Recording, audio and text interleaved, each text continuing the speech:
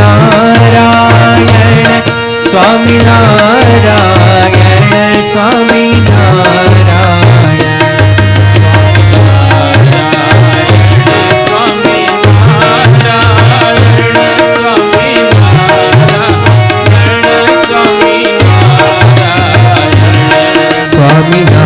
સ્વામિનારાયણ સ્વામિનારાયણ સ્વામિનારાયણ સ્વામિનારાયણ સ્વામિનારાયણ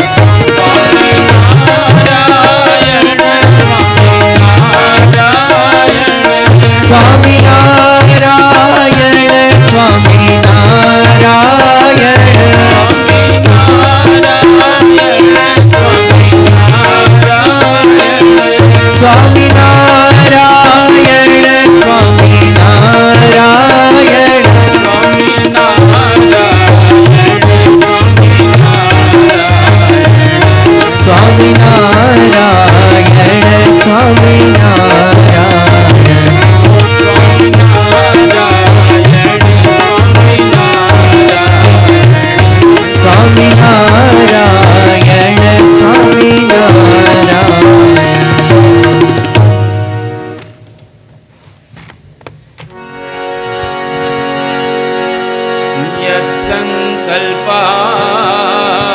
તપતિ તપનો વાદ્યવાદ સમિંદે વહ નિર્ધત્તે ધરણીરુદધી લંઘતે નૈવ વેલા સોયં શ્રીમાન નિખિલ જગતા અંતરાત્માવતીર્ણો ધર્મં રક્ષन् દિશતુ કુશલં સ્વામિનારાયણો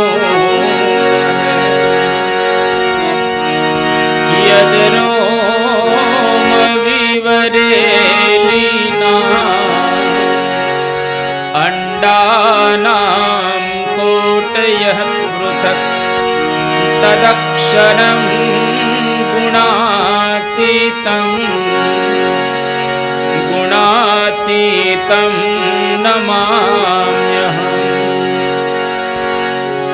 ભગવતે શ્રી સ્વામિનારાયણાય નમો નમઃ શ્રી અક્ષર પુરુષોત્તમાભ્યામ નમો નમઃ શ્રી ગુણાતીતાનંદ સ્વામી મહારાજાય નમો નમઃ શ્રી ભગતજી મહારાજાય નમો નમઃ શ્રી શાસ્ત્રીજી મહારાજાય નમો નમઃ શ્રી યોગીજી મહારાજાય નમો નમઃ શ્રી પ્રમુખ સ્વામી મહારાજાય નમો નમઃ શ્રી મહંત સ્વામી મહારાજાય નમો નમઃ.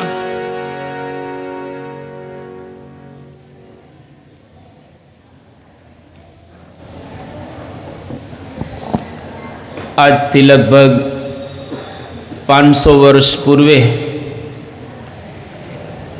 કાશીની અંદર રાજા ગંગા મૈયાના કિનારા ઉપર એક સુંદર મહેલની અંદર રહેતા હતા. આ મહેલની ચોકી કરવા માટે, રખેવાળી કરવા માટે એક રુઘનાથ દાસ કરી અને આવતા હતા. પરંતુ સંજોગો વસાત એ બીમાર પડ્યા. એટલે એમણે પોતાનો દીકરો જે 15 વર્ષનો હતો એને કહ્યું કે બેટા, આજે તું રાજાના મહેલની ચોકી કરવા માટે જજે, કારણ કે હું બીમાર પડ્યો છું. અને નાનો છોકરો 15 વર્ષની ઉંમર, આપણી ભાષામાં કહીએ તો 10મા ધોરણની અંદર ભણતો છોકરો એ રાજાના મહેલની ચોકી કરવા માટે ગયો. આમ આખી રાત ચોકીદારને તો ફરવાનું હોય, અને બરાબર રાતના 12 વાગ્યાનો સમય થયો એટલે મોટા ભાગના લોકો સૂઈ જાય. આ છોકરો જાગતો હતો અને મહેલની આજુબાજુ પ્રદક્ષિણા કરતો હતો ચોકી કરવા માટે. અને સંસ્કૃતનો વિદ્વાન હતો, કારણ કે કાશી નગરી એમાં એ ભણ્યો હતો. એટલે રાતના 12 વાગે શ્લોકો બોલતો હતો કે જરા દુઃખમ જન્મ દુઃખમ મૃત્યુ દુઃખમ પુનઃ પુનઃ અંતકાલે મહાદુઃખમ તસ્માત જાગૃહિ જાગૃહિ માતા નાસ્તિ પિતા નાસ્તિ નાસ્તિ બંધુ સહોદરઃ સંસારે કિમપી નાસ્તિ તસ્માત જાગૃહિ જાગૃહિ માતા પિતા ચ પુત્રશ્ચ સ્ત્રી સહોદર બાંધવાહ સ્વાર્થ સંબંધિનઃ સર્વે તસ્માત જાગૃહિ જાગૃહિ. આ 3 શ્લોક બોલ્યો એટલે રાજા મહેલની અંદર સૂતો તો એ જાગી ગયો, કારણ કે પાછળની બારીમાંથી અવાજ સંભળાતો હતો. અત્યારની જેમ એર કન્ડિશનની વ્યવસ્થા એ વખતે નહોતી, બારીઓ ખુલ્લી રાખવામાં આવતી. ઊંચે બારીઓ હોય રાજાની, પણ ખુલ્લી બારીમાં ત્યાં અવાજ આવ્યો અને રાજા પથારીમાં બેઠો થયો કે અત્યારે રાતના 12 વાગે કોણ બોલે છે. ત્યાં પાછો અવાજ આવ્યો, કામ ક્રોધ લોભ મોહાહા દેહે તિષ્ઠંતિ તસ્કરાહા હરંતિ જ્ઞાન રત્નાની તસ્માત જાગૃહિ જાગૃહિ. રાજાએ વિચાર કર્યો કે અવાજ આવે છે પણ સંભળાતું બરાબર હતું, પણ સમજાતું નહોતું. રાજાને સંસ્કૃત નહોતું આવડતું, કાશીમાં જ રહેતા હતા રાજા પણ. અને રાજા પથારીમાંથી બેઠા થઈ ગયા. હવે દરવાજાની પાસે આવે છે કે કોણ બોલે છે, શું છે. જેવા દરવાજાની પાસે નજીક આવ્યા તો આજુબાજુ તો કોઈ હતું નહીં. પેલો છોકરો ફરતો ફરતો પાછો આમ જતો રહ્યો હતો સાઈડમાં. અને રાજા પાછા મહેલમાં આવી ગયા, સૂઈ ગયા. જેવું ઓઢે છે રાજા, એ વખતે છોકરો સાઈડમાંથી બોલતો હતો. એ તો પોતાની ધૂનમાં જ હતો, એને ખબર નથી કે રાજા અંદર જાગી ગયો છે ને ત્યાં આવ્યો ને પાછો અંદર ગયો, એવું એને કંઈ ખ્યાલ નથી. છોકરો તો પોતાની મસ્તીમાં 5મો શ્લોક બોલ્યો કે આશાયામ બધ્યતે લોકઃ કર્મણા પરિબધ્યતે ક્ષીણમ આયુર્ન જાનાતિ તસ્માત જાગૃહિ જાગૃહિ. રાજાએ કહ્યું કે આ વાણી સારી છે પણ સમજાતી નથી, અને ઊંઘ નથી આવતી રાજાને. અને જેવો પથારીની અંદર રાજા સુવા જાય છે ત્યાં છોકરો પાછળ આવી ગયો હતો મહેલની, અને ત્યાંથી છેલ્લો શ્લોક બોલ્યો કે શયનાત શતધા દુઃખમ જાગૃતિ સુખકારિકા તેનૈવ સંસ્કૃતિ પ્રાપ્તા તસ્માત જાગૃહિ જાગૃહિ.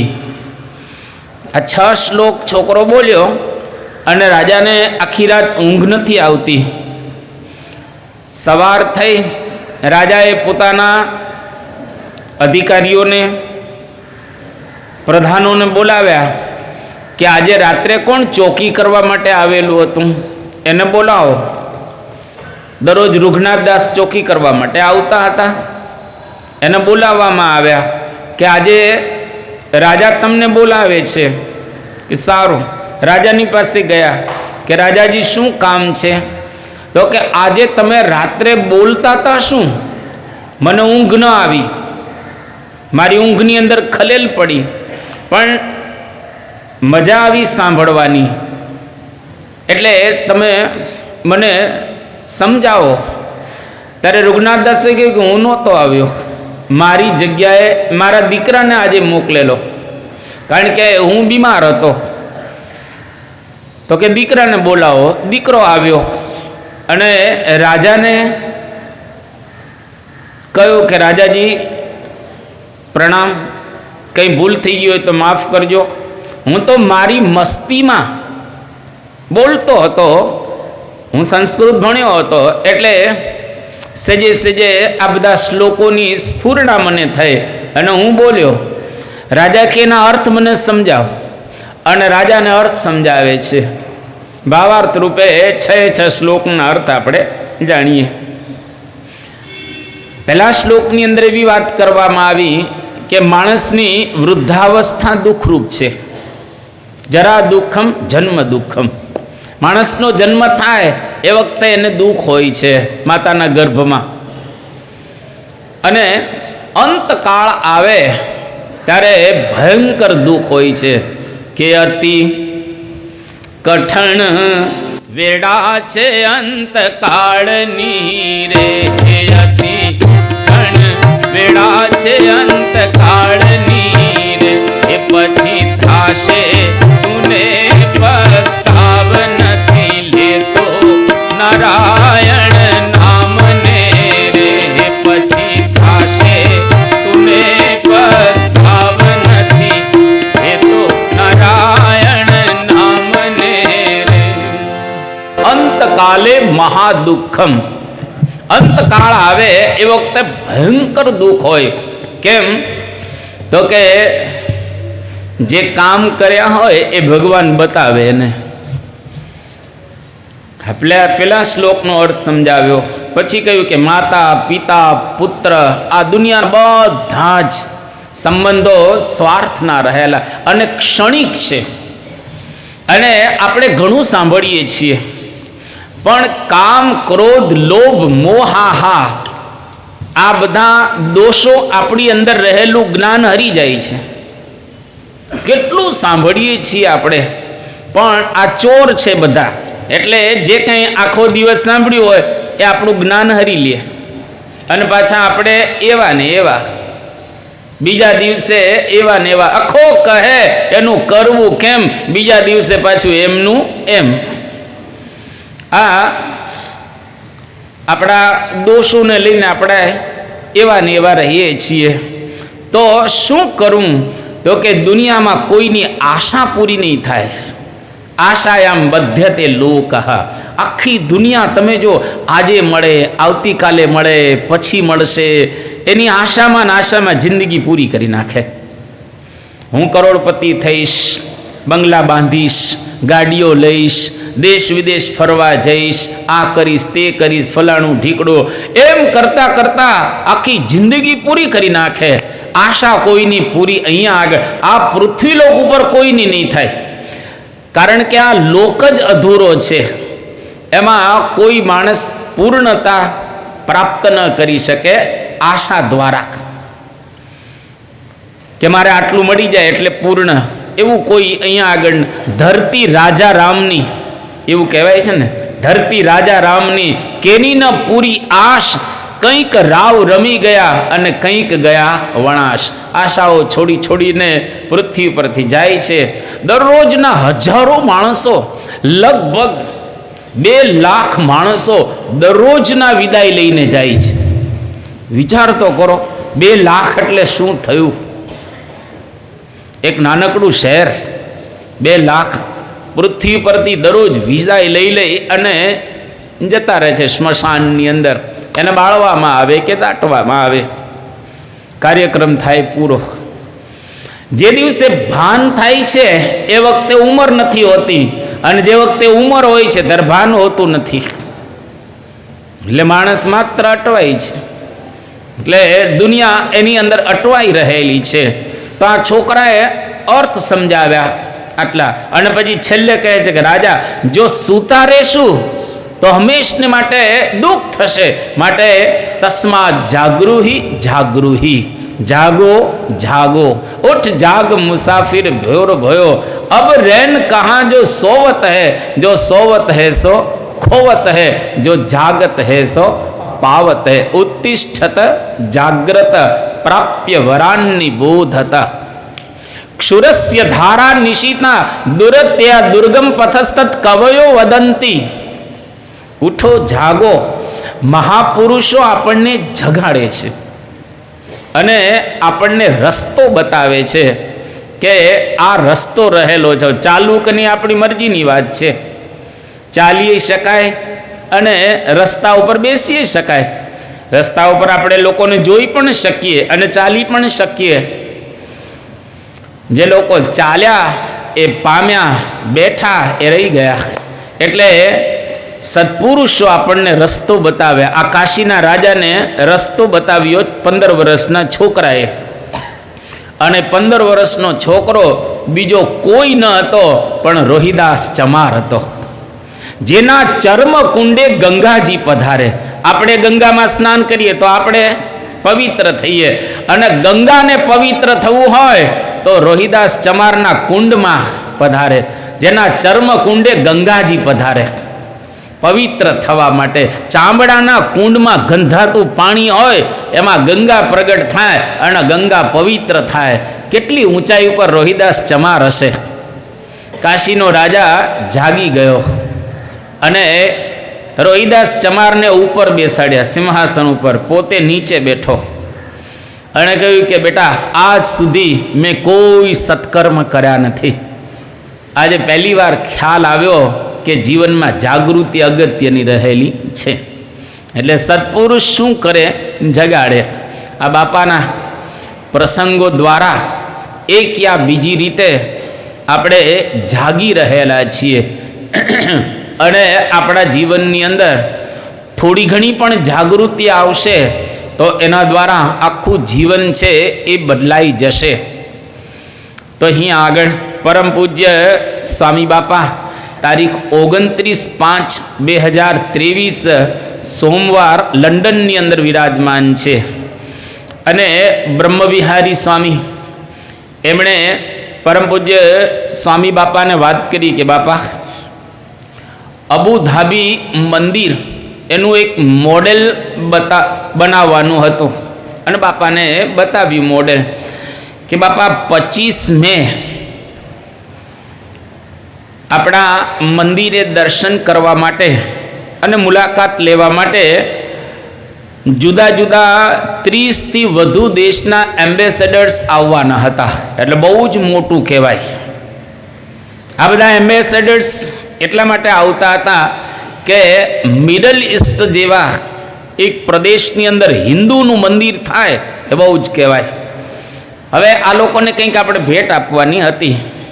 એટલે બધું વિચારતા વિચારતા એવું નક્કી કર્યું કે આપણે આ મંદિરનું મોડેલ જ એ લોકોને ભેટ આપીએ. પણ આ મોડેલ તાત્કાલિક તો કેવી રીતે બની શકે?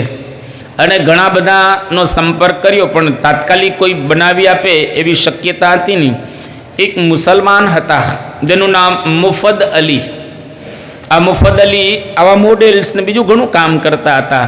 એનો સંપર્ક કરવામાં આવ્યો.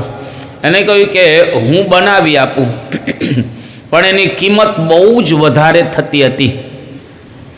સંતો એ વિચાર કર્યો કે કિંમત ભલે વધારે થાય પણ હવે આ તાત્કાલિક જરૂરિયાત છે, આ કરી આપે ને એ જ મોટું ગણાય. એટલે એનો ઓર્ડર આપ્યો કે અમારે આટલા પીસ બનાવવાના છે, તાત્કાલિક તો 50 જોઈએ છે, પછી આગળના જુદી વાત. અને એને વ્યવસ્થિત રીતે બનાવી આપ્યા. જે કિંમત નક્કી થયેલી હતી એ પ્રમાણે હવે પૈસા તો આપણે આપવાના જ હતા. એ વાત એને પોતાની માતાને કરી. એ કે માં, આ હિન્દુ મંદિરમાંથી ઓર્ડર આવ્યો છે અને આવા એક સંત ત્યાં આવવાના છે અને આપણા ઘરે એનો સંપર્ક કર્યો અને એ લોકોએ આ પ્રકારે મોડેલ્સ બધા આપણી પાસે માગેલા છે અને મેં આપી પણ દીધા. ત્યારે એની માતાએ બહુ સરસ વાત કરી. એ કે બેટા, પૈસા ન લેતો, એક પણ પૈસો ન લેતો. હિન્દુના મોટા ધર્મગુરુ, હવે એની આ સેવા થઈ જશે તારે, એટલે એ પૈસા ન લેતા. અને આ ભગવાનનું કામ છે, ભગવાન તારું સારું કરશે, અલ્લાહ તારું સારું કરશે. એની માતાએ એને આજ્ઞા કરી અને ખરેખર એને એક પણ પૈસો આપણી પાસે લીધો નહીં. અને એમણે જે કંઈ આપણે પીસ બનાવવાના હતા એ બધા બનાવી દીધા. અને બહુ જ એ પણ પ્રસન્ન થયો. એની માતાને પણ બાપાના આશીર્વાદ મળ્યા અને એ એક મોડલ બાપાની પાસે ત્યાં આગળ પ્રસાદીનું કરાવવામાં આવ્યું. પછી એ મોડલ આપવાના હતા બધાને. તો એટલા બધા ખુશ થઈ ગયા બાપા એ કે આ વ્યક્તિએ આપણી પાસે પૈસા ન લીધા, તો આપણે ભગવાનને પ્રાર્થના કરીએ કે એનો ખૂબ સારો ધંધો ચાલે અને આવીને આવી ભાવના એમની હંમેશને માટે બની રહે. બાપાએ આશીર્વાદ આપ્યા અને આશીર્વાદ આપ્યા બાપાએ તો બાજુમાં સંતો ઊભેલા હતા. એમને કહ્યું બાપા આનું બાઉદીન જેવું થશે. બાઉદીનનો પ્રસંગ જાણીએ એટલે વિસ્તાર નથી કરતો. તો આનું બાઉદીન જેવું થશે. સહી કે હા બાઉદીન જેવું થશે. અને પછી એને તો આ આપી દીધા, બધું પૂરું થઈ ગયું. આપણને આ મોડેલ્સ બધા આપ્યા મંદિરના. ત્યાર પછી એને બહુ જ મોટો ઓર્ડર મળ્યો. એટલો બધો ઓર્ડર મળ્યો એ તો ખુશ થઈ ગયા કે મેં આપ્યું થોડું, પરંતુ ભગવાન અને સંત એને મને ઘણું બધું એ વધારે આપ્યું. તો આની ઉપર એક આપણને થોડો ખ્યાલ આવે કે સત્પુરુષને માટે અથવા તો સત્પુરુષની આજ્ઞાથી અથવા તો એમની પ્રેરણાથી કંઈ પણ આપણે સત્કર્મ કરીએ એનું ફળ તો ચોક્કસ મળે જ. કોઈ દિવસ ભગવાન કે સંત લઈ ન લે, એ આપે. એને મફતમાં આપણને આપ્યા. જેમ તુલસીએ કહ્યું ને કે તુલસી પંખીન કે પીએ સરિતા ઘટે ન નીર. તુલસી પંખીન કે પીએ સરિતા ઘટે ન નીર. ધર્મ કીએ ધન ના ઘટે, સહાય હોય બલવીર. ધર્મ કોઈએ કરેલો હોય અને એનું ધન ઘટી ગયું હોય એવો એક પણ પ્રસંગ તમને શાસ્ત્રની અંદર કે ક્યાંય બીજે ત્રીજે જોવા ન મળે. સેવા ભાવથી એને આપ્યું તો ભગવાન એનું વધાર્યું. હવે એને થોડું સમજીએ. 3 વસ્તુ છે ને અગત્યની છે. કોઈ હાથથી કરે, કોઈ હૈયાથી કરે અને કોઈ મસ્તકથી કરે. આ 3 રીતે આપણે કામ કરતા હોય છે. ઘણા હાથથી કામ કરે અને ઘણા મસ્તકથી કામ કરતા હોય છે, બુદ્ધિથી, અને ઘણા અહીંયા આગળથી કામ. હાથ, મસ્તક અને હૈયું, આ 3 ભગવાન અને સંતના ઉપયોગમાં આવે તો બહાર અને અંદર બે રીતે સમૃદ્ધિ મળે આપણને. એક બહુ સુંદર દર્શન આપવામાં આવ્યું કે હાથ, મસ્તક અને હૈયું 3 ભળે સંતના કાર્યની અંદર તો બહારથી સમૃદ્ધિ મળે અને આંતર સમૃદ્ધિ પણ આપણી વધે. આવો અદ્ભુત એક વાત કરવામાં આવી.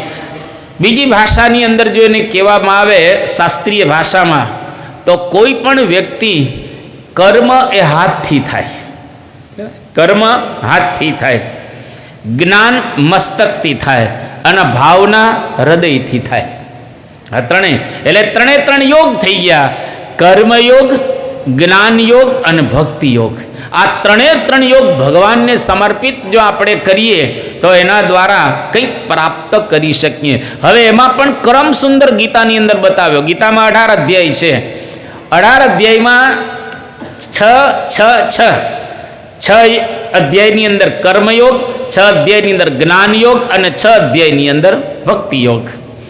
અને એમાં પણ એક સરસ વિશેષતા બતાવવામાં આવી કે કોઈ માણસ હાથથી સારું કામ કરે ભગવાન અને સંતને માટે ફળ ચોક્કસ મળે, કર્મયોગ. પણ હાથની સાથે મસ્તક ભળે તો એ જ્ઞાન યોગ થઈ ગયો, એનું ફળ ઓર વધારે મળે, વિશેષ ફળ આપણને પ્રાપ્ત થાય.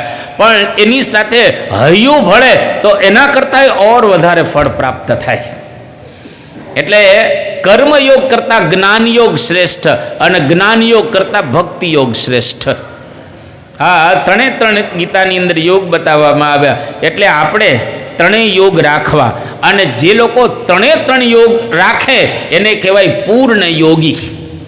કૃષ્ણ ભગવાન વારે વારે અર્જુનને એક વાત તો દઢાવી રહ્યા છે કે અર્જુન તસ્માત યોગી ભવાર્જુન, તું યોગી થા. હવે આ તો ગ્રહસ્થ હતો, આને ને યોગીને ક્યાં લેવા દેવા. પણ કૃષ્ણ ભગવાન કેવા અર્થની અંદર બોલતા હતા કે યુદ્ધ તો તું કરીશ, કારણ કે તારે કરવાનું છે યુદ્ધ, એ કર્મ છે.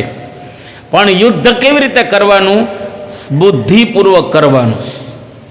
એમણે સીધા બાણ માર્યા રાખો એમ નહીં, એને વ્યૂહ બરાબર સરસ રીતે ગોઠવીને બુદ્ધિપૂર્વક યુદ્ધ કરવાનું છે.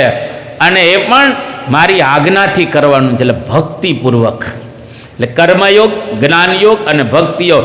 અને તમારા ઘરમાં પણ હું તમને યોગ બતાવું, 3 તમારા ઘરમાં 3 યોગ દરરોજ લાવવાના જ. તમારા ધર્મપત્નીથી શરૂ કર્યો.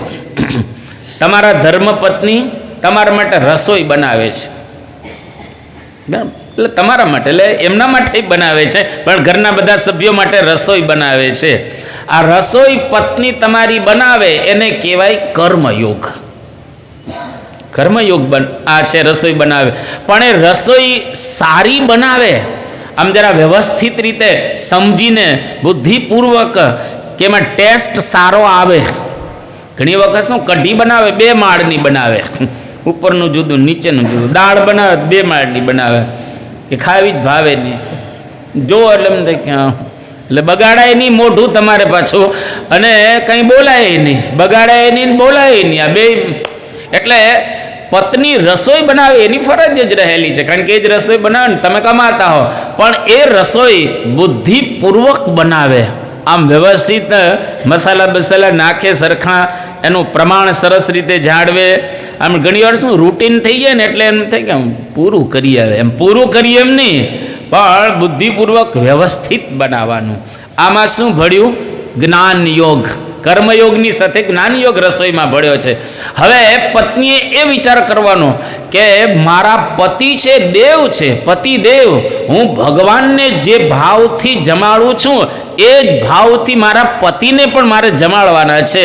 આ આવ્યો ભક્તિ યોગ. મારે ઠાકોરજીને થાળ કરવાનો છે અને મારે મારા પતિને દેવ સમજીને જમાડવાના છે.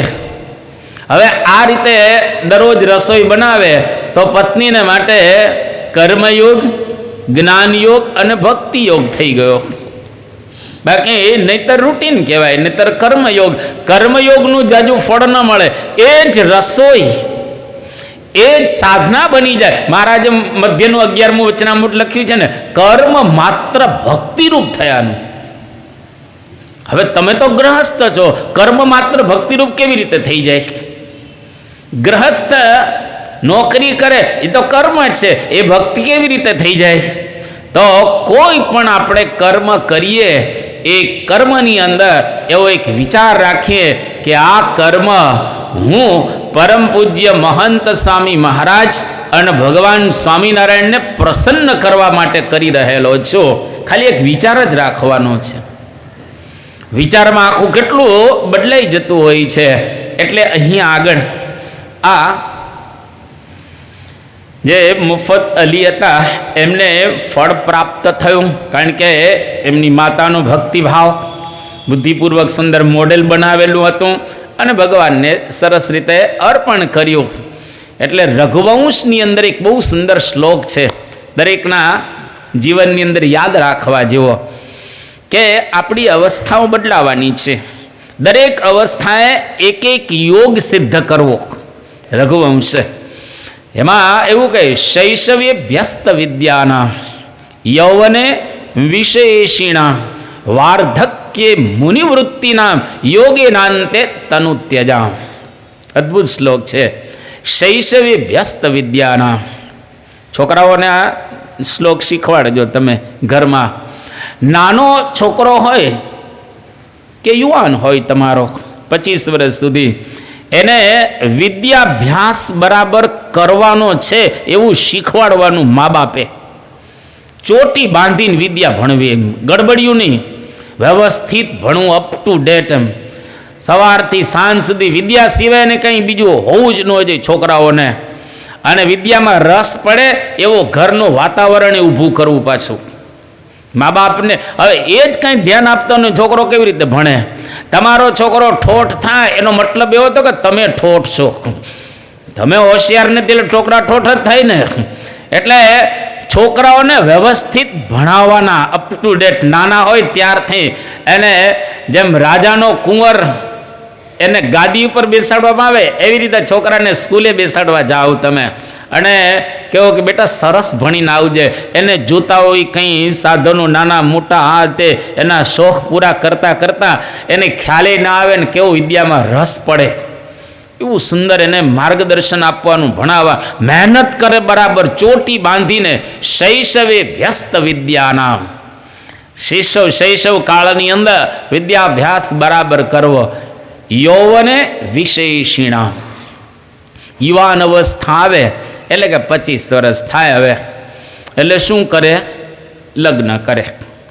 લગ્ન કરે એટલે એ 50 સુધી નવરો રહેવાનો નથી હવે, કારણ કે 50 સુધી એને ધંધો કરવાનો, નોકરી કરવાની, છોકરા એના થશે અને આ બધો વ્યવહાર સંભાળો. વિશેષિણામ, એ વખતે એને જ્ઞાન આપવાનું કે વિષયોનો ઉપભોગ મર્યાદામાં રહીને કરજે. શાસ્ત્રની મર્યાદામાં રહી અને વિષયને ભોગવજે. 5 વિષય છે અને જો મર્યાદાનું ઉલ્લંઘન કર્યું તો પછી મજા નહીં આવે અને તો પછી મદ ચડશે અને મદ ચડશે એટલે પૂરું થઈ ગયું. તુલસી એક સરસ ચોપાઈ લખી છે કે નાથ વિષય સમમદ કछु નાહી, મુનિ મન મોહક રહી ચન માહી. નાથ વિષય સમમદ કछु નાહી, મુનિ મન મોહક રહી ચન માહી. મુનિ મન મોહક રહી ચન માહી. વિષયનો મદ ચડે એ વખતે એકદમ સ્થિરતા ને ધીરતા રહે, ક્યાંય લેવાય ન જાય. એ બાળપણમાં સરખું કર્યું હોય તો.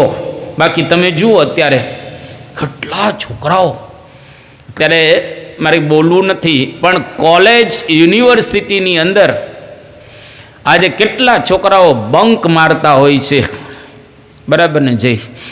તો આજે કેટલા છોકરાઓ બંક મારે અને ત્યાં પાર્કિંગમાં બેઠા હોય, કેન્ટીનમાં બેઠા હોય. અરે કોલેજના ક્લાસમાં બેસો ને, ક્લાસમાં બેઠા બેઠા એ મોબાઈલ ને આ તે ને, કેમ? વાતાવરણ બગડી ગયું. આજે સમાજનું વાતાવરણ છે એ બગડી ગયું. સમાજ ને બગાડવો કે સુધારવો એ કોના હાથની વાત છે? ઘરના હાથની વાત છે. એક ઘર સુધરે તો આખો સમાજ સુધરી જાય. ધારો કે સુરતને સાફ કરવું હોય તો 2 દિવસમાં આખું શહેર સારામાં સારી રીતે સાફ થઈ જાય. ખાલી એટલું જ કરવાનું, તમારું ઘર અને તમારું આંગણું, અને તમારા આંગણાની સામે જેટલો રોડ આવતો હોય ને એટલો તમારે સાફ કરી દેવાનો, બસ. ધારો કે સુરતના, અને બાકી તો મ્યુનિસિપાલિટીના લોકો સાફ કરવાના જ છે ને, જે તમે કચરો નાખેલો એ લઈ જશે લોકો. 2 દિવસમાં આખું શહેર નીટ એન્ડ ક્લીન થઈ જાય. આપણે આપણા ઘરને સાફ કરતા કેટલી વાર લાગે? 15-20 મિનિટમાં કાર્યક્રમ પૂરો થાય આંગણાની સાથે. એમ આપણે આપણું ઘર જો સરખું કરીએ તો બધું ગોઠવાઈ જાય એવું છે, આખી દુનિયા ગોઠવાઈ જાય એવી છે. પણ ઘર ક્યાં કોઈ સરખા કરતા હોય છે. એટલે છોકરાઓને વ્યવસ્થિત ઉપદેશ આપવો. વાર્ધક્ય મુનિ વૃત્તિ નામ અગત્યનું છે. 60 વર્ષ થાય, આમ તો 50 થી પછી જાગી જવાનું. જો 51, 52, 55, 57, 58, બરાબર, વનમાં જવાના વર્ષ રહેલા છે. 51 થાય એટલે હવે સંસારનો મોહ ઓછો કરો, કારણ કે 80 લગભગ મોટા ભાગના કાર્યક્રમ પૂરા કરતા હોય છે. હવે તમારી પાસે રહ્યા કેટલા વર્ષ? 30 વર્ષ, બરાબર. એમાં એ સૂઈ જાય, નાન તેન સંસારના કામ, બીજું ત્રીજો બીમારી વગેરે વગેરે, રહ્યા થોડા વર્ષ. વાર્ધક્ય મુનિવૃત્તિ નામ, હવે મુનિવૃત્તિ રાખો, કેતા સાધુ વૃત્તિ રાખો. અને એમ સાધુ વૃત્તિ રાખતા રાખતા યોગે નાંતે તનુ ત્યજામ, યોગની સાથે શરીરનો ત્યાગ કરો, ભોગની સાથે નહીં. યોગી મૃત્યુ પામે એ ભગવાનની પાસે પહોંચી શકે. એટલે આપણે વાત કરતા હતા કે હાથ, મસ્તક અને હૈયું 3 ભળે એને કહેવાય યોગી. આ 3 યોગ ગીતાની અંદર બતાવવામાં આવ્યા અને આપણા વ્યક્તિગત જીવનની અંદર પણ 3 યોગ દરરોજ આપણે સિદ્ધ કરીએ તો સમજો કે સાચા અર્થની અંદર અર્જુનની જેમ આપણે પણ યોગી થઈ શકીશું. તારીખ 1/6/2023 ગુરુવાર લંડનની અંદર બાપા વિરાજમાન છે. હવે આજે ફિલ્મ લાઇનના અભિનેતા આપણે કહીએ કે અક્ષય કુમાર એ આવ્યા હતા બાપાને મળવા માટે, અને બ્રહ્મવિહારી સ્વામીએ બધી વાત કરી કે બાપા અક્ષય કુમાર ફિલ્મ લાઇનની અંદર છે. હવે આ લાઇનની અંદર જરા શુદ્ધ અને પવિત્ર રહેવું બહુ અઘરું રહેલું છે, પણ કે અક્ષય કુમાર દરરોજ 4:30 વાગે ઉઠે છે. અને સ્વામી કે દરરોજ 4:30 વાગે? કે હા બાપા, દરરોજ 4:30 વાગે ઉઠે છે. બાપાને આશ્ચર્ય થયું. પછી બ્રહ્મવિહારી સ્વામી કહ્યું કે બાપા એ દારૂ નથી પીતા અને માંસ પણ ખાતા નથી. રાતના 9 વાગે સૂઈ જાય છે અને રાત્રે કોઈ એવી પાર્ટી એની અંદર પણ પોતે જતા નથી. અને બહુ સરસ વાત કરી કે આપણું અભિદ્વાબીનું મંદિર છે એની અંદર પણ એને તનથી, મનથી અને ધનથી સેવા કરી છે. આપણા મંદિરની અંદર એને સેવા કરી. બાપા બહુ રાજી થયા. પછી અક્ષય કુમાર એ બ્રહ્મવિહારી સ્વામીને કહે છે કે મેં સ્વામીજી કે ચરણ સ્પર્શ કર સકતા હું? હું બાપાનો ચરણ સ્પર્શ કરી શકું? બ્રહ્મવિહારી સ્વામી કહ્યું હા તમે કરી શકશો. એટલે બાપાની નજીક ગયા, પોતાનું મસ્તક બાપાના ચરણની અંદર અડાડ્યું, આંખ પણ બંને બાપાના ચરણની અંદર અડાડી બાપાએ આશીર્વાદ પણ આપ્યા. અને સ્વામી કહ્યું કે આપકો શાંતિ મિલે और आपकी तबीयत अच्छी रहे वैसी हम प्रार्थना करेंगे. બાપાએ આ પ્રકારે એમને આશીર્વાદ આપ્યા અને એ તો આશીર્વાદ લઈને બહુ ખુશ થતા થતા આજે જતા હતા. પહેલી વખત એમને આવો એક સુંદર અનુભવ થયો. પછી બ્રહ્મવિહારી સ્વામીને એમણે આભાર વ્યક્ત કરતા ટેક્સ્ટ લખી, બહુ સરસ એમના શબ્દોની અંદર કે I can't thank you enough for such a magical morning of devotion. કે ખરેખર હું તમારો આભાર કઈ રીતે માની શકું, એટલું મને અહીંયા આગળ એકદમ મજા આવી, મને આમ શાંતિ થઈ ગઈ. અને એવો એક સરસ કે અનુભવ થયો જેનું કોઈ વર્ણન નથી કરતું. I can't thank you enough for such a magical morning of devotion. પછી બ્રહ્મવિહારી સ્વામીને કહે છે કે તમારો ખૂબ ખૂબ આભાર કે તમે મને આ તક આપી. એ પોતે ત્યાંથી જાય છે પછી વિદાય લઈને. અને બ્રહ્મવિહારી સ્વામીને કહે છે કે સ્વામીજીના ચરણ સ્પર્શથી મને ખૂબ શાંતિ થઈ, આનંદ થયો, મજા આવી. જો કોઈ પણ વ્યક્તિ સંતના યોગની અંદર આવે છે તો એ ગમે તે પ્રકારનો હોય, એનો સ્વભાવ એવો રહેલો છે કે દરેકને કંઈક આપીને જાય. જેમ તમે નદી, વૃક્ષ અને ચંદ્ર એ તમને કંઈક ને કંઈક આપે છે. તમે નદીની પાસે જાઓ, ચંદ્રની શીતળ છાયામાં રહો કે વૃક્ષની નજીક જાઓ, કંઈ નહીં તો એ શાતા તો તમને ચોક્કસ મળે અને મળે. નદીના કિનારે જાઓ તો મજા જ આવે ને. ચંદ્રમાના તમે પ્રકાશની અંદર બેસો તો તમને આનંદ જ આવે, અને વૃક્ષના છાંયે મજા જ આવે દરેકને. સત્પુરુષ આવા રહેલા છે, નદી, વૃક્ષ અને ચંદ્રમા જેવા, જેની પાસે દરેકને આનંદ થાય અને દરેકનું ભલું કરે, દરેકને શાંતિ આપે. એનો સ્વભાવ છે. આખો દિવસ તમે જો એનો ધંધો જ કહીએ આપણે અથવા તો એમનું કાર્ય કહીએ, આ જ રહેલું છે. બાપા આખા વિશ્વની અંદર ફરીને કરે છે શું? સવારથી સાંજ સુધી. જો પૂજા દરરોજની હોય છે, એમાં નવું હોય છે કંઈ પૂજામાં? મને કહો. બાપા દરરોજ પૂજા કરે, આપણે પૂજા દર્શન કરીએ છીએ, હજારો માણસો દરરોજ પૂજાના દર્શન કરે છે. પૂજા તો એની એ જોઈ ને, માળા ફેરવે ને જે કાંઈ બાપા એ વાંચન કરે ને ઠાકોરજીનું પેલું પાણી જળ છે એની અંદર પુષ્પ પધરાવે આ બધું દરરોજનું આપણે છતાંય હજારો માણસોના દર્શન કરવા કેમ આવે છે? એમાંથી દરેકને કંઈક મળે છે. જેમ સરસ સાખી કહેવાય કે સરોવર તરુવર સંત જન અને ચોથા વર્ષે મેહ, પરમારથ કે કારણે ચારે ધર્યા દેહ.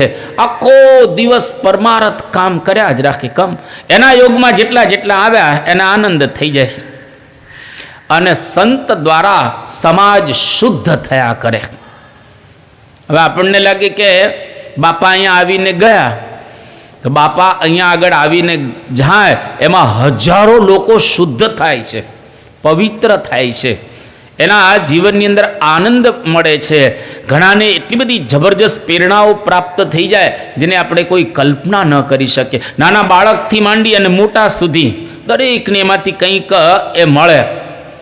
અને બાપા કેવા છે તો કે દરેક એની પાસે આવે, કલાકારે આવે ને ક્રિકેટરે આવે, એની પાસે દરેક આવે, ગાયકે આવે અને એવા કોઈ બીજા આવે, ગરીબે આવે, તવંગરે આવે, દેશના આવે, વિદેશના આવે, સાધુઓ આવે, સંન્યાસીઓ આવે, મજૂરો આવે, મિનિસ્ટરો આવે, ઉદ્યોગપતિઓ આવે અને ઉદ્યમી પણ આવે.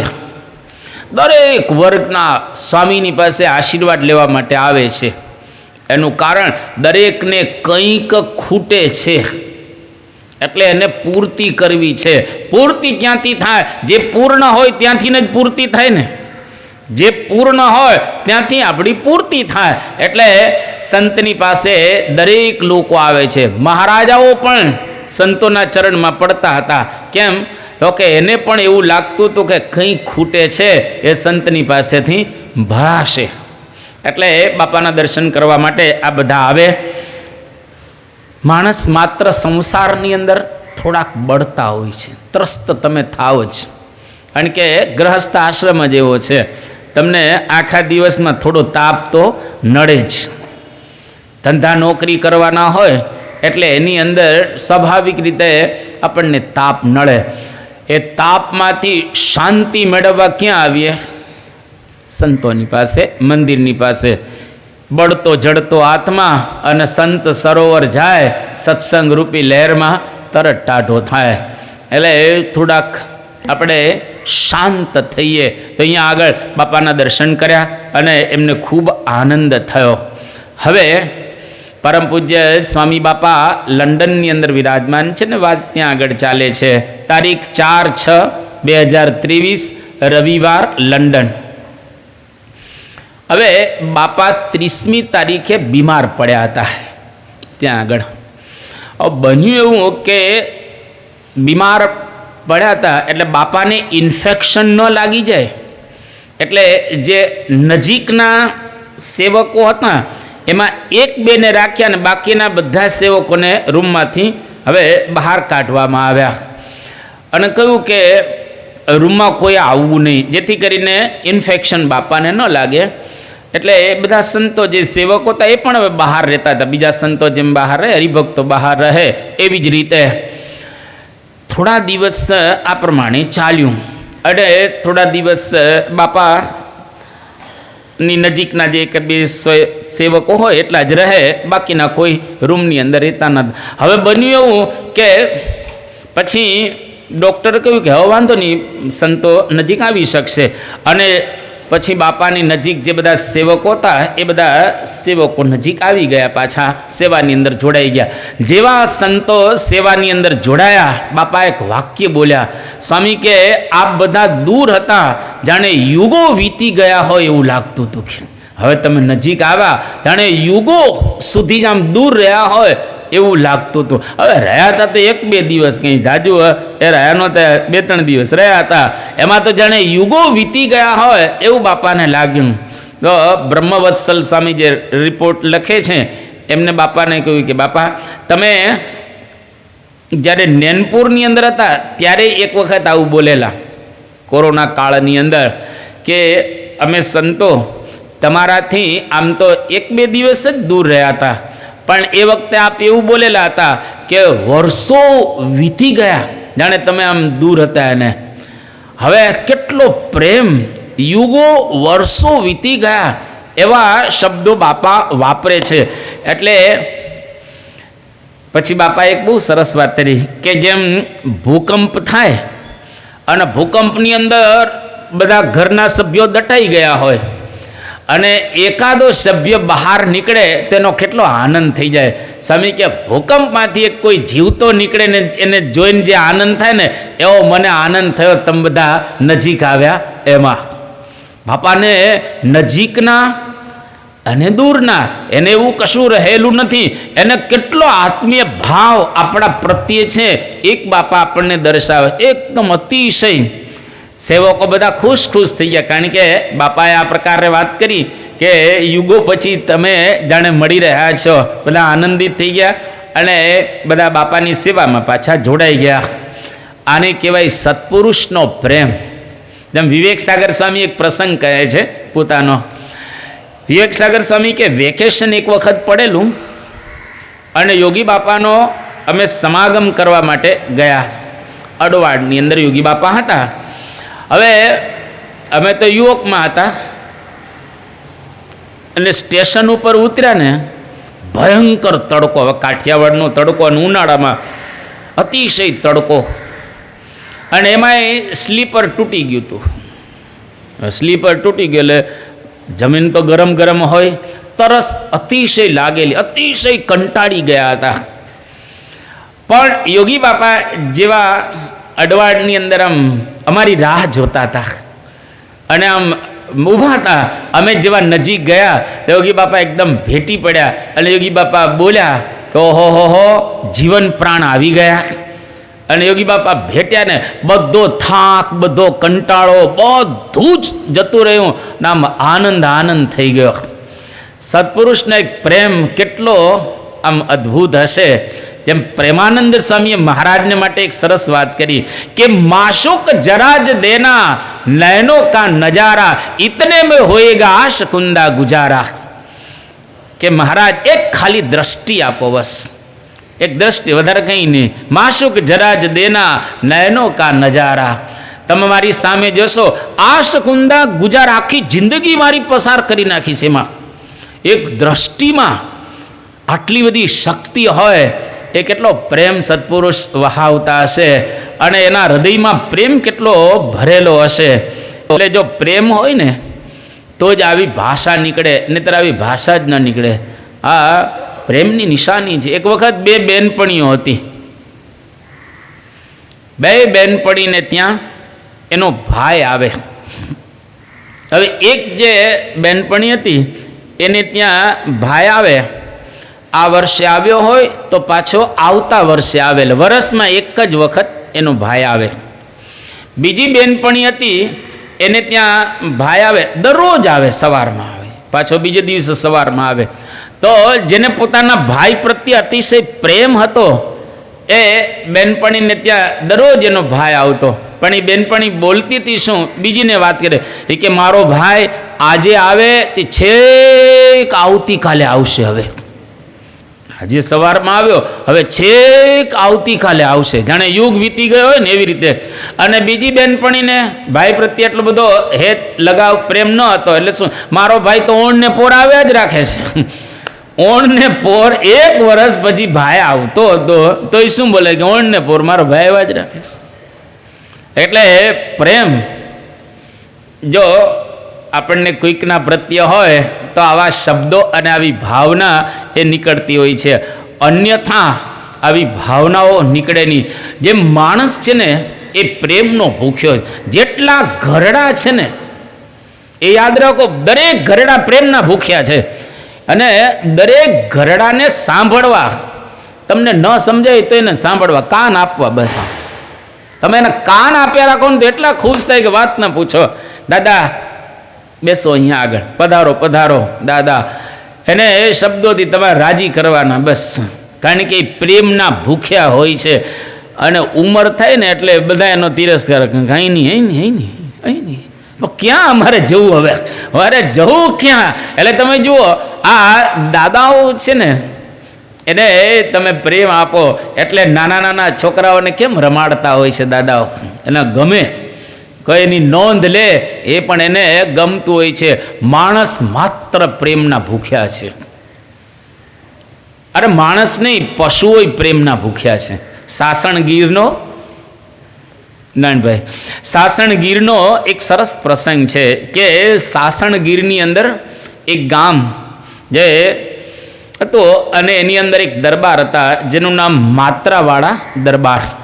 હવે આ દરબાર છે, બન્યું એવું કે સિંહ અને સિંહણ એ પાણી પીવા માટે જાય છે. નાનકડું કોઈ તળાવ જેવું હશે એની અંદર, અને એની અંદર મગર હતો. મગર બહુ મોટો હતો એટલે એ મગરે સિંહણને મારી નાખી. અને પેલો જે સિંહ હતો એ સિંહને પણ મગરે જરા માર્યું હતું, પણ એ સિંહ બચી ગયો હતો અને એને ચોટ લાગી હતી એટલે જરા તકલીફ હતી. અને એવા સંજોગોની અંદર આ માત્રાવાળા દરબાર એને સિંહની સારવાર કરી. એને જે કાંઈ પગમાં વાગ્યું હતું બીજે ત્રીજે બહુ પ્રેમથી સારવાર, અને સિંહ એને મારતો નહોતો. વ્યવસ્થિત રીતે એની સારવાર સારી રીતે કરી. અને પછી બન્યું એવું કે પછી તેને જંગલમાં છોડી દેવાનું ને પછી તો, પણ આ સિંહ આ દરબારનું જે ઘર હતું એ ઘરના પાછળના ભાગમાં વાળો, એ વાળાની અંદર આવીને બેસે. દરરોજ વાળામાં આવીને બેસે, કોઈને મારે નહીં, કંઈ નહીં. અને દરબાર પર પ્રેમથી એને આમ બોલાવે કરે, જે કાંઈ એને પ્રેમ કરવાનું એ બધું કરે. દરરોજનું આ થઈ ગયું. એક સમય એવો આવ્યો કે આ દરબાર ધામમાં જતા રહ્યા. તો સિંહ દરબારની જે નનામી છે એની સાથે સાથે સ્મશાન સુધી ગયો, અને કોઈ માણસને અડતો નથી, કંઈ નહીં, આમ દૂરથી ત્યાં સ્મશાન. એનો અગ્નિ દાહ આપવામાં આવ્યો અને અગ્નિ એને નિહાળે છે. સિંહ આમ જોતો જ રહ્યો અગ્નિને. અને પછી તો અગ્નિ સંસ્કાર થઈ જાય એટલે માણસો તો બધા ત્યાં સ્મશાનથી ઘરે જતા રહે પોતપોતાની રીતે. અને સિંહ પછી જંગલમાં જતો રહ્યો. કોઈ દિવસ પછી એ દરબારના ઘરે સિંહ આવ્યો નથી. દરબાર ગયા એટલે એનો સ્નેહ ગયો. પછી એ કોઈ દિવસ ઘરે સિંહ દેખાણો નથી. જો એક પશુઓ પણ પ્રેમ સમજી શકે છે, હેત સમજી શકે છે. એટલે માણસ એને જો તમે હેત કરવામાં આવે, એને પ્રેમથી લાલન પાલન એનું કરવામાં આવે, માણસને બહુ બળ મળતું હોય છે. નાના નાના છોકરાઓને તમે પ્રેમ કરો, એને આનંદથી ખોળામાં બેસાડો. એક સરસ પ્રસંગ, અમે લોકો બેંગ્લોર ભણતા હતા 1993-94ની અંદર. એ વખતે આપણા એક નગીનભાઈ હરિભક્ત હતા. એના માતુશ્રી 72 વર્ષના, અને ધામમાં ગયા. અને એટલા બધા નગીનભાઈ રડે, એટલા બધા રડે, તો અમે 5 સંતો હતા, એને છાના રાખીએ તો એ છાના જ ન રહે. તો અમને થાય કે આ નગીનભાઈ 72 વર્ષના માતુશ્રી ધામમાં ગયા, હવે કેમ તમે રડ્યા જ રાખો છો? તો એને રડતા રડતા બહુ સરસ જવાબ આપ્યો કે સ્વામી, હું નાનો હતો મને સાંભળે છે, દરરોજ મારી માતાના ખોળામાં હું બેસતો. પછી મોટો થાય એટલે સ્વાભાવિક રીતે માતાના ખોળામાં તો ન બેસે, પણ કે દરરોજ મારો નિયમ કે મારી માતાના ખોળામાં મારું માથું મૂકું એટલે મારી મા મારા માથા ઉપર થોડો સમય હાથ ફેરવે. અત્યારે મારી 52 વર્ષની ઉંમર થઈ છે, મારી માતા 73 વર્ષના હતા. હું દરરોજ માના ખોળામાં 52 વર્ષનો પણ માથું મૂકું, મારી મા મારા માથા ઉપર થોડોક સમય હાથ ફેરવે, અને પછી ઊભો થઈ અને આ ધંધા માટે એ જાઓ. 52 વર્ષથી માતાનો પ્રેમ મને મળેલો છે, એટલે આવતીકાલે કોના ખોળામાં માથું મૂકીશું? મારી માં ગઈ, મારો મીઠો શબ્દ જતો રહ્યો દુનિયામાંથી. માં જેવો દુનિયામાં કોઈ મીઠો શબ્દ નથી. પેલા ભગવાનનો પ્રેમ અને બીજો પ્રેમ દુનિયામાં કોઈ હોય તો માનો પ્રેમ. કુપુત્રો જાયત ક્વચિદપી કુમાતા ન ભવતી. કદાચ પુત્ર કુપુત્ર થાય પણ માતા કુમાતા કોઈ દિવસ નહીં થાય. અને માતાનો પ્રેમ બાળકને મૃત્યુ પામે ને ત્યાં સુધી યાદ રહે. એટલે દરેક માતા, ભગવાને નક્કી કર્યું કે હું તો દરેકને પ્રેમ આપી શકવાનું નથી, કારણ કે મને દરેક મળવાના નથી પ્રત્યક્ષ રીતે. એટલે ભગવાને માતા બનાવી. માતા દ્વારા ભગવાનનો પ્રેમ દરેકને પ્રાપ્ત થાય છે. તો અહીંયા આગળ તમે આપણે વાત કરતા હતા કે પ્રેમની ભાષા પશુઓ પણ સમજી શકે છે. હવે યોગી બાપા હતા ને એ દરેકને પ્રેમથી જ વસેને કરેલા, કારણ કે ભણેલા ગણેલા એ વખતે આ યુવાનોને સાધુ કરવાને બહુ મુશ્કેલ હતું, પણ યોગી બાપાએ એવો પ્રેમ કર્યો. ડૉક્ટર સ્વામી બિલકુલ સાધુ થયા નહોતા. ત્યાં ગોલક સ્વામી પોતે જ કે હું તો ના જ પડતો, મારે કંઈ સાધુ નથી થયો.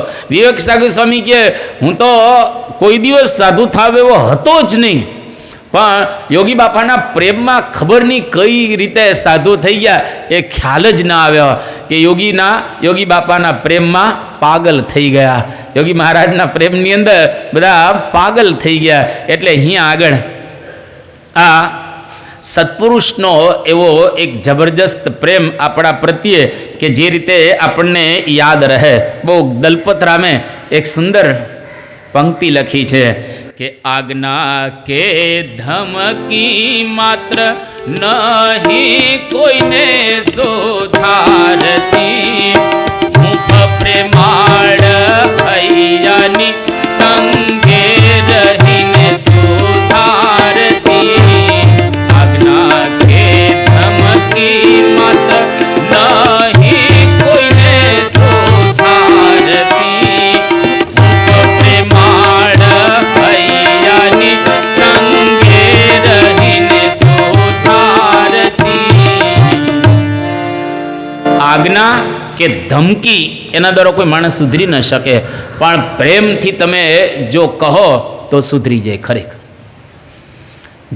જેટલા વ્યસની છે ને એનું કારણ શું છે? એને એના પત્ની તરફથી પ્રેમ નથી મળ્યો. ફરીથી જેટલા વ્યસનીઓ છે એને પોતાની પત્ની તરફથી પ્રેમ નથી મળ્યો, એટલે એને વ્યસનમાં મજા આવે છે, આનંદ આવે છે. પોતાના પત્ની તરફથી એને પ્રેમ પ્રાપ્ત થયો હોય, હેત મળેલું હોય, તો કોઈ દિવસ બીડી, સિગારેટ, તમાકુ, ભાંગ, ગાંજો, ચરસ એમાં એને આનંદ આવે જ નહીં, કોઈ દિવસ ના આવે. અને પ્રસિદ્ધ પ્રસંગો ઘણા બધા રહેલા છે, પણ એક પ્રસંગ આના સંદર્ભમાં આપણે એ કહીએ. એક બાઈ હતા, આમ તો રાણી હતા, અને એના જે પતિદેવ હતા એ રાજા હતા. હવે એ બાઈ તો બહુ પવિત્ર શુદ્ધ હતા અને ભક્તિ સંપન્ન હતા, પણ હવે એના લગ્ન રાજાની સાથે હતા ને રાજા તો વ્યસની હતો એકદમ બધી રીતે. હવે એના ધર્મપત્ની આવા પવિત્ર અને એના પતિ દારૂ માંસ બધું કરે. પત્નીએ વિચાર કર્યો કે મારા પતિ આટલા પવિત્ર છે, એટલા વ્યસની છે, તો મારે એનું વ્યસન છોડાવવું છે, દારૂ છોડાવવો છે. એટલે એને કહ્યું કે જો તમારે દારૂ લેવાની છૂટ, પ્રેમથી તમે દારૂ, પણ એ દારૂ મારા હાથે તમારે લેવાનો, તમારા હાથે નહીં, તમારી રીતે નહીં પીવાનું. હું તમને આપીશ, તમારે જ્યારે ઈચ્છા થાય તો મારા હાથે તમને હું દારૂ આપીશ, તમારે મારા હાથનો દારૂ પીવાનો. પેલો વિચાર કરે છે કે આ વ્યક્તિ આટલી પવિત્ર, આટલી શુદ્ધ, આટલી ભાવનાવાળી, આટલી ભક્તિ સંપન્ન, અને એના હાથે મારે દારૂ પીવાય? ધડાક કરતો પેલો નાખી દીધો કે આજથી દારૂ પીવાય હરામ છે. જો પત્નીનો પ્રેમ એ વ્યક્તિને દારૂ પીવાથી રોક્યો. એ મા બાપનો એવો પ્રેમ હોય કે જેના દ્વારા એના સંતાનો મા બાપની છેલ્લે સુધી સેવા કરે અને કોઈ દિવસ આડા આવડે રસ્તે ન જાય. સંસારનો સાર જો કેવો હોય તો એક વાક્યમાં આપણે કહીએ, પ્રેમ કરો, હેત કરો. આ સંસારનો સાર રહેલો છે. જેમ મુક્તાનંદ બાબાએ યોગી બાપાને વિશે કહ્યું ને, પ્રેમ સે પક્કા હુઆ પુરુષ. આ પ્રેમથી પાકેલા પુરુષ હતા. અને કેવો સંપ્રદાય તમે જો વધારે યોગી બાપાએ જબરજસ્ત. જે વખતે આપણી પાસે કશું જ ન હતું એ વખતે યોગી બાપાના પ્રેમથી આ સત્સંગના પાયા કેવા શાસ્ત્રીજી મહારાજે નાખ્યા, અને કેવું જબરજસ્ત યોગી બાપાએ કામ કરી નાખ્યું. જેટલા અત્યારે નવા વિચારો તમને દેખાય છે ને એના પાયામાં યોગી બાપા. બાળ મંડળની સ્થાપના યોગી બાપાએ કરાવી, રવિવારની શરૂઆત યોગી બાપાએ કરાવી, સંતોને ભણાવવા ગણાવવાનો વિચાર યોગી બાપાનો, દેશ વિદેશની અંદર સંતોને મોકલવા છે, જાપાન ને અમેરિકા ને લંડન ને ઇંગ્લેન્ડ ને વિચાર કોનો? યોગી બાપાનો વિચાર હતો. ગામડે ગામડે યોગી બાપા, ગામડે ગામડે જેમ શંકરાચાર્યએ ભગવાન શંકરને બેસાડ્યા એમ ગામડે ગામડે અક્ષર પુરુષોત્તમ મહારાજને બેસાડવા છે. આ સંકલ્પ યોગી બાપાનો રહેલો છે. આખા બ્રહ્માંડને સત્સંગ કરાવો છે, યોગી બાપાનો સંકલ્પ રહેલો છે. તો યોગીજી મહારાજ ભલે ઓછું ભણેલા હતા પણ પ્રેમથી પાકેલા પુરુષ. સત્પુરુષને ભણવાની જરૂરિયાત જ હોતી નથી. આ તો લૌકિક રીતે આપણને બતાવ્યો, એ તો ભગવાનને લઈને ફરતા હોય અને ભગવાન એટલે વિદ્યા માત્રનું મૂળ કહેવાય. એને શું આ ગણિતને, આ વિજ્ઞાનને, આ જિયોગ્રાફીને, આ હિસ્ટ્રીને, આ મેથેમેટિક્સ, એને શું ભણવાનું, ઇકોનોમિક્સ વગેરે? એ તો બધું જ ભણીને આવેલા છે. એનો કોઈ ભાષાઓ કે આ લૌકિક જ્ઞાનની બિલકુલ જરૂરિયાત રહેલી નથી. પણ છતાંય લૌકિક રીતે એ આપણને બતાવતા હોય છે. જે લોકો ભગવાનમાં ઊંડા ઉતરી ગયા એને બહારથી બધું ફીકું લાગે. તમે જો ભગતજી મહારાજનું જીવન ચરિત્ર, ભગતજી મહારાજ નાના હતા, 7 વર્ષની ઉંમર, પહેલી વખત સ્કૂલમાં ગયા અને સ્કૂલમાંથી ભાગી ગયા. મિત્રોને 2-4 ને લેતા ગયા, પાછા ભાગી ગયા. માલણ નદીને કિનારે રેતીની અંદર ભગતજી મહારાજ ત્યાં આગળ રમવા લાગ્યા. માળા ફેરવતા હતા, ઊભા હતા ત્યાં આગળ, અને શું બોલ્યા કે હું તો બધી જ વિદ્યા ભણીને આવ્યો છું. 7 વર્ષનો છોકરો, હું બધી જ વિદ્યા ભણીને આવ્યો છું. મારે તો બ્રહ્મ વિદ્યા ભણવી છે ને ભણાવી છે. યોગીજી મહારાજને પહેલી વખત, એટલે શાસ્ત્રીજી મહારાજને પહેલી વખત યોગી બાપા મળે છે અને એ વખતે આગ્રહ રાખવામાં આવ્યો કે યોગીજી મહારાજ સંસ્કૃત ભણે. ત્યારે શાસ્ત્રી મહારાજ કે ના, યોગીજી મહારાજને સંસ્કૃત ભણાવવું નથી, એ તો બધું યોગી ભણીને જ આવેલા એ છે. ટૂંકમાં કહીએ તો સત્પુરુષ એ પ્રેમથી પાકેલા પુરુષ છે. એને કોઈ આલોકની વિદ્યા કંઈ પ્રાપ્ત કરવાની હોતી નથી. એટલે અહીંયા આગળ તો બાપા જેમ પોતાના સેવકોને કહે છે, જાણે યુગો વીતી ગયા, વર્ષો વીતી ગયા એવું લાગે છે, તમે દૂર હતા. બાપાનો પ્રેમ આપણા પ્રત્યે એ કેવો જબરજસ્ત રહેલો છે. બાપાનો પ્રેમ જેમ આપણા પ્રત્યે છે એમ આપણે પણ વધારે ન કરીએ તો ઘરમાં તો કરી શકાય ને પ્રેમ. આપણા ઘરને તો સરસ રીતે પ્રેમથી સાચવી શકાય ને.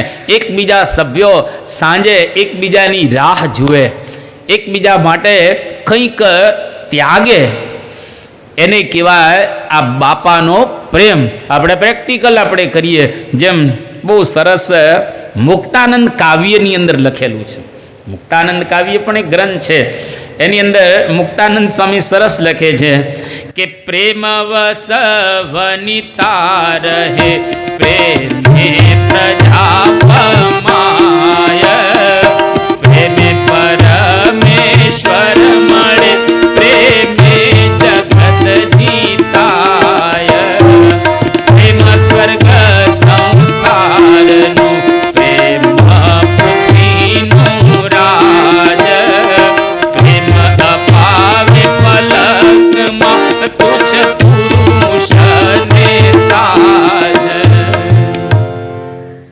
કે પ્રેમ વશ વનિતા રહે, અને પ્રેમ દ્વારા આ પ્રજા પમાય, અને પ્રેમથી પરમેશ્વરને પણ આપણે પ્રસન્ન કરી શકીએ છીએ. ઘણું બધું વાત અહીંયા આગળ એ વાત કરેલી છે. ટૂંકમાં કહીએ તો આપણે વિશેષ નહીં પણ આપણા ઘરથી પ્રારંભ કરીએ અને હેતથી એકબીજા જોડાઈએ તો ભક્તિનો પણ આનંદ આવશે, જીવવાનો પણ આનંદ આવશે. એક બાપાના પ્રસંગ ઉપરથી આપણને આવી એક જબરજસ્ત પ્રેરણા પ્રાપ્ત થાય. અને બાપાનો પ્રેમ તો આપણી પર અદ્ભુત રહેલો છે. કોઈક વખત બતાવે પણ ખરા, કોઈક વખત ન પણ બતાવે, પણ એટલું યાદ રાખો કે પરમ પૂજ્ય મહંત સ્વામી મહારાજનો પ્રેમ આપણી પર હંમેશને માટે વરસી રહેલો છે અને આપણી ઉપર હંમેશને માટે કૃપા કરી રહેલા છે. તો આવો પ્રેમ આપણે એમનો પ્રાપ્ત કરી શકીએ અને સમજી શકીએ, એ જ પ્રાર્થના. આજે અહીંયા આગળ આ પારાયણની પૂર્ણાહુતિ કરીએ છીએ. હવે ફક્ત 2 દિવસ બાકી રહેલા છે. ખાસ તો આજે જાહેરાત કરીએ કે જેટલા લોકોએ આ ધોતિયાની પારાયણની કે અન્ય જે કંઈ સેવા કરેલી છે એ 31 તારીખે ધામધૂમપૂર્વક આપણે પૂર્ણાહુતિ કરીશું અહીંયા આગળ. અને પૂજ્ય સંતો અહીંયા આગળ પધારશે અને તમામ હરિભક્તોને અહીંયા આગળ જેટલાએ ધોતિયાની સેવા કરી છે એટલે ખાસ વિનંતી કે એ જો આવ્યા ન હોય તો 31 તારીખે બધાને બોલાવી લેજો, જેને ધોતિયાની સેવા કરી છે તમામને. અને પૂજ્ય સંતોને ધોતિયા ઓઢાડવાનો એક અહીંયા આગળ એમને અવસર પ્રાપ્ત થશે. અને આખી સભા એને દરેકને નાની મોટી જેને સેવા કરી હશે તમામને આવો એક દિવ્ય લાભ પ્રાપ્ત થશે. એની પણ આપણે વાત યાદ રાખીએ. અહીંયા આગળ આપણે 2 મિનિટ ધૂન બોલાશે અને ત્યાર પછી આગળની જાહેરાત સાંભળી આપણે વિદાય લઈશું. સ્વામી નારાયણ નારાયણ નારાયણ, સ્વામી નારાયણ નારાયણ નારાયણ, સ્વામી નારાયણ નારાયણ નારાયણ, સ્વામી નારાયણ નારાયણ નારાયણ, સ્વામી નારાયણ સ્વામી નારાયણ, સ્વામી નારાયણ સ્વામી નારાયણ, સ્વામી નારાયણ સ્વામી નારાયણ, સ્વામી નારાયણ સ્વામી નારાયણ, સ્વામી નારાયણ નારાયણ નારાયણ, સ્વામી નારાયણ નારાયણ નારાયણ, સ્વામી નારાયણ નારાયણ નારાયણ, સ્વામી નારાયણ નારાયણ નારાયણ. કટાર બેસી 2 હાથ જોડી જે કંઈ આપણે સાંભળ્યું છે એનું સ્મરણ કરતા કરતા ધ્યેય મંત્ર અને વિદાય શ્લોકની અંદર જોડાઈએ. ગુણાતીતમ ગુરું પ્રાપ્ય બ્રહ્મરૂપં નિજાત્મનઃ વિભાવ્ય દાસ ભાવેન સ્વામિનારાયણં ભજે. શ્રીહરિં સાક્ષરં સર્વદેવેશ્વરં ભક્તિધર્માત્મજં દિવ્યરૂપં પરમ શાંતિદં મુક્તિદં કામદં કારણં સ્વામિનારાયણં નીલકંઠં ભજે. શ્રીહરિ. જય સ્વામિનારાયણ. આજે